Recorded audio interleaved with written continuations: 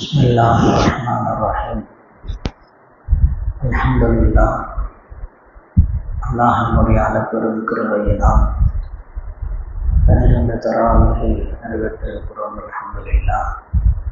மீதம் இருக்கக்கூடிய தராவிகையும் நோன்பையும் சலாமத்தாக நிறைவேற்றக்கூடிய நசீபை அல்லாஹ் தஆலா நம் அனைவருக்கும் தருவானாக.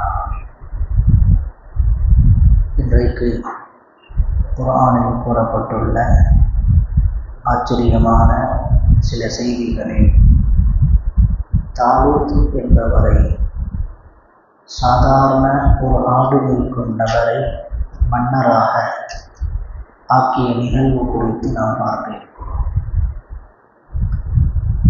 பனூ இஸ்ரவேலர்களுடைய காலகட்டத்தில் அல்லாஹ் ஜல்ல சுப்ஹானஹு தஆலா அவர்களுடையவர் அந்த பனூ இஸ்ரவேலர்களில் யாக்கூப் அலைஹிஸ்ஸலாம் அவர்களுக்கு பல மகன்கள். அந்த பல மகன்களில் யஹூதா என்ற ஒரு மகன், அந்த மகனுடைய வாரிசுதாரர்களில் தான் அல்லாஹ் தஆலா மன்னரை அனுப்புவான், அரசரை. அதேபோல லாவி என்று சொல்லப்படக்கூடிய இன்னொரு மகன் இருந்தார்.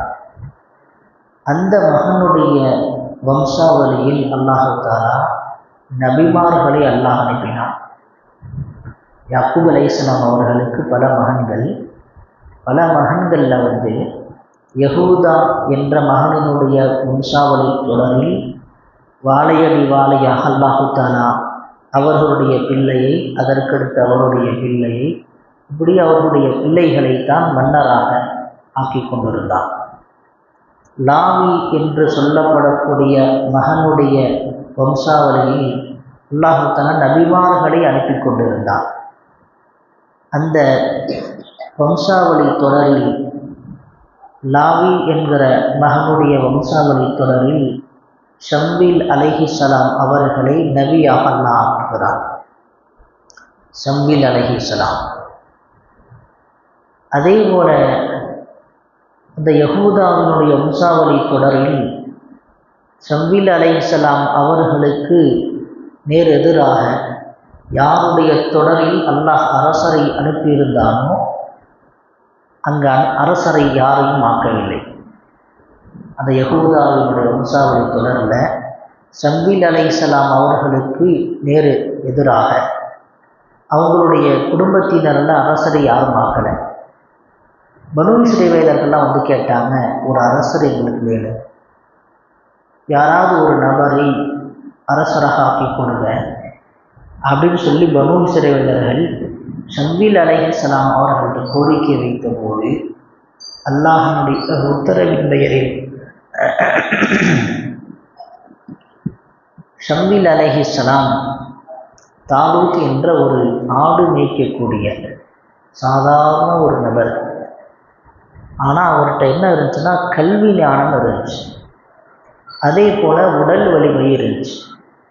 அவர்களை, தாலூத் என்பவரை ஷம்வில் அலைஹிஸ்ஸலாம் அல்லாஹ்வுடைய உத்தரவின் பெயரில் அரசராக ஆக்கினார். சாதாரண ஏழை. பனூ இஸ்ரவேலர்கள் நாங்கள் இவர் அரசரை ஏற்றுக்க மாட்டோம்ட்டாங்க. அரசராக வரணும்னா செல்வந்தராக இருக்கணும், எங்கள் குடும்பத்திலேருந்து தான் ஆக்கணும், சாதாரண ஒரு நபரை நீங்கள் மன்னர் ஆக்கணும், நாங்கள் எப்படி அரசரை ஏற்றுக்குது, இவரை நாங்கள் ஏற்றுக்க மாட்டோம் மன்னராலாம் அப்படின்னு சொல்லி பிடிவாதம் முடித்தாங்க. ஷம்வில் அலைஹிஸ்ஸலாம் சொன்னாங்க, இது நான் தேர்ந்தெடுக்கலை, தாலூத் என்பவரை மன்னராக அல்லாஹ்வுடைய உத்தரவின் பெயரில் நான் இவரை தேர்வு செய்திருக்கிறேன்.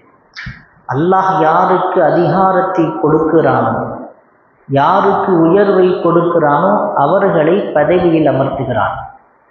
இதற்கு ஒரு சின்ன உதாரணம், நான் இவரை கூப்பிடும்போது அல்லாஹ் ஜல்ல சுப்ஹானஹு தஆலா, நீங்கள் தாபூத் சக்கீனா என்கிற ஒரு பரக்கத் நிறைந்த நீங்கள் ஒரு பெட்டியை வைத்திருக்கிறீர்கள் அல்லவா, அந்த பெட்டி இப்போ வரும் அப்படின்னாங்க.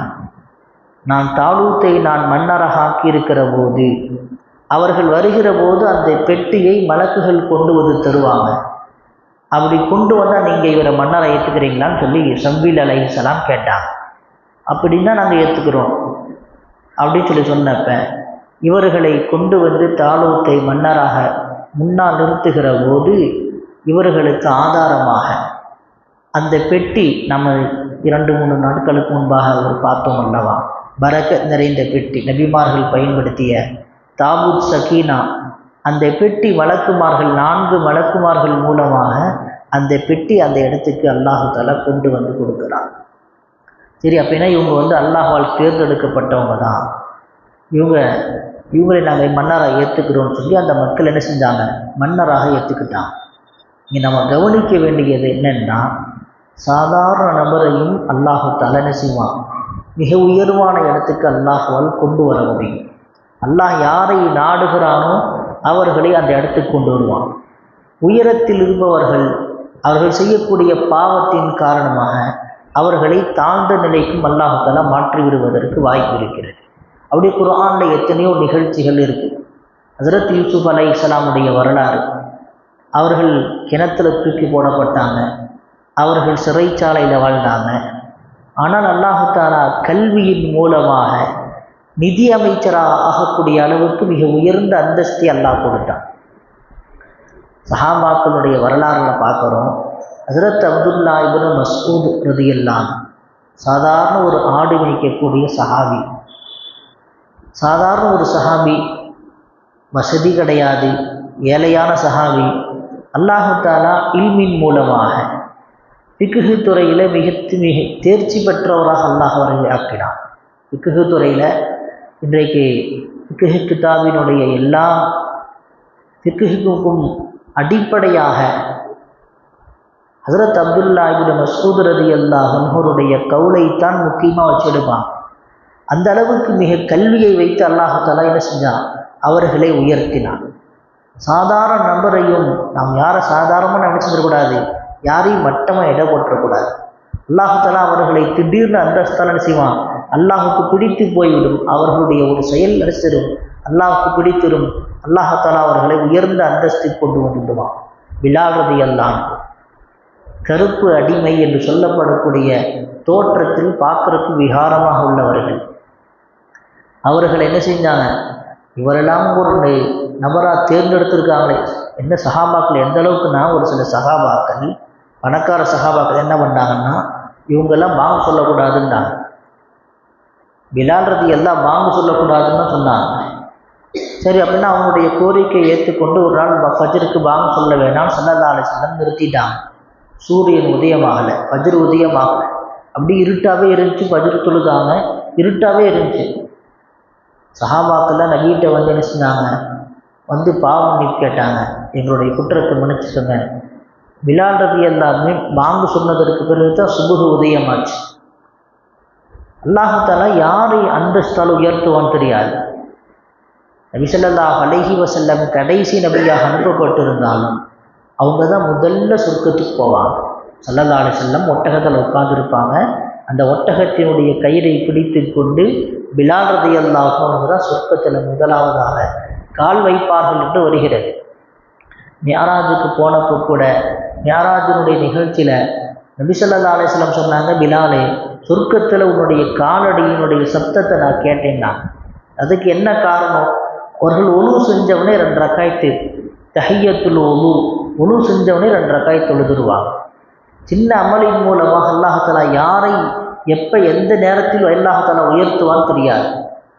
அதே போல் அல்லாஹ் யாரை எந்த பாவத்தின் காரணமாக தாழ்த்துவான்னு தெரியாது. அதனால தான் பயந்து கொண்டே இருக்கணும். ஈமான் என்றாலே ஆதரவு வைப்பது, அஞ்சுவது. அல்லாஹை ஆதரவு வைத்து கொண்டே இருக்கணும், அல்லாஹ் பயந்து கொண்டே இருக்கணும். அதே போல் என்ன செய்யணும், ஆதரவும் வைக்கணும், பயப்படவும் செய்யணும், ஆதரவும் வைக்கணும். இங்கே நாம் பெற வேண்டிய, இன்றைக்கு நாம் பெற வேண்டிய பாடம், அல்லாஹ் தஆலா யாரை வேண்டுமானாலும் அந்தஸ்தலை உயர்த்துவான். அதே போல் அரசருக்கு தகுதியாக யாரை ஆக்கணும்னா, ஷம்வில் அலைஹிஸ்ஸலாம் தாலூத்தை மன்னராக அல்லாஹ்வால் தேர்ந்தெடுக்கப்பட்டதற்கு இன்னொரு காரணம், அவங்கள்ட்ட இல்மு இருந்துச்சு. இல்மு உள்ளவர்களை தேர்ந்தெடுத்தால் அந்த மன்னருடைய ஆட்சி சிறப்பாக இருக்கும் என்பதற்கு தாலூத் மன்னருடைய ஆட்சி மிகச்சிறந்த உதாரணம். இன்றைக்கு நம்முடைய நாட்டில் கூட சில மன்னர், சில பொறுப்பில் இருக்கக்கூடிய பெரிய பொறுப்பில் இருப்பவர்கள், அவர்கள் அறிவில்லாததின் காரணமாகத்தான் இன்றைக்கு எத்தனையோ பிரச்சனை சந்திக்கிறோம். வியாபார ரீதியாக ஜிஎஸ்டியாக இருக்கட்டும், அல்லது ஏழை வியாபாரிகள், நடுத்தர வியாபாரிகள், சின்ன சின்ன வியாபாரிகள் முடங்கக்கூடிய அளவுக்கு ஏராளமான நெருக்கடி.